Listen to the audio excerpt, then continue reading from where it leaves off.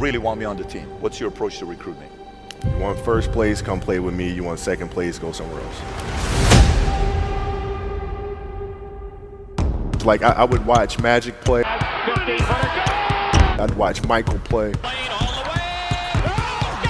And I would see them do these unbelievable things, and I'd say, you know, can I get to that level? I don't know, but let's find out.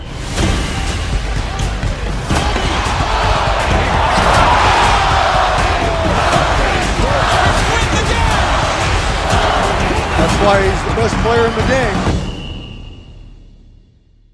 Everything was done to try to learn how to become a better basketball player. Everything. And so when you have that point of view, then literally the world becomes your library to help you to become better at your craft. So because you know what you want, the world's giving you exactly the information you 100%, need to become better at it. Because you know what you're looking for. So many guys tell stories about your work ethic. Yeah. What was really your work ethic like, and for how long did you stay disciplined? Well, I mean, every day. I mean, since 20 years. I mean, it was an everyday process, and trying to figure out strengths and weaknesses. For example, jumping ability. Man, my vertical was a 40, it wasn't a 46 or a 45. My hands are big, but they're not massive. Right? So you got to figure out ways to strengthen them so your hands are strong enough to be able to palm a ball and do the things that you need to do.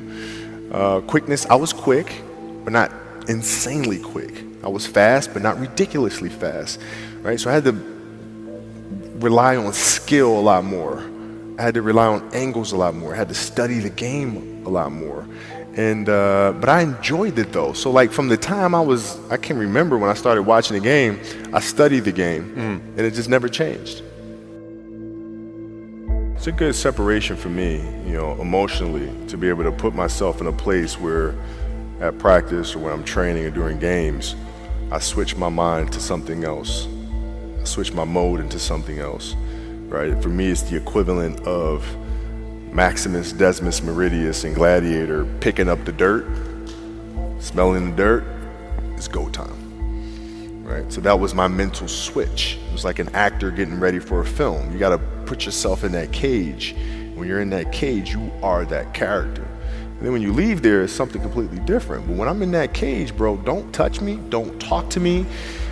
Just leave me alone. How did you get mentally and emotionally so strong where it doesn't bother you? Well, you got to look at the reality of the situation.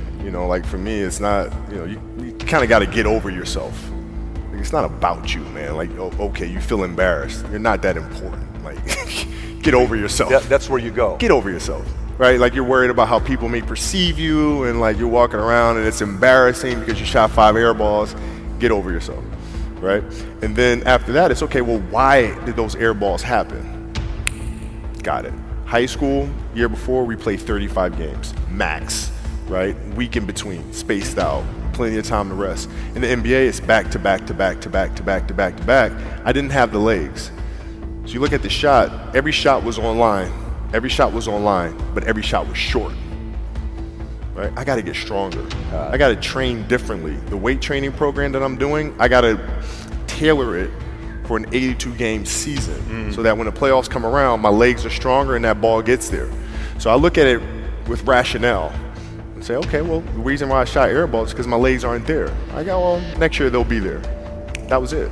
Done.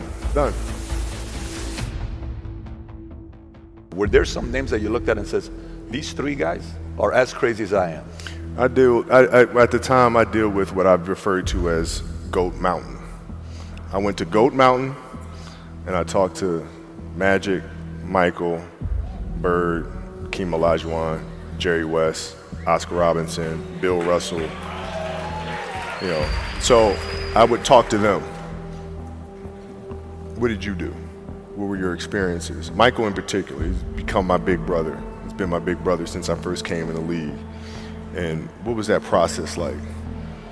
So I went to them and started understanding the ins and outs of the game, and how they approach things and their level of detail and obsessiveness, and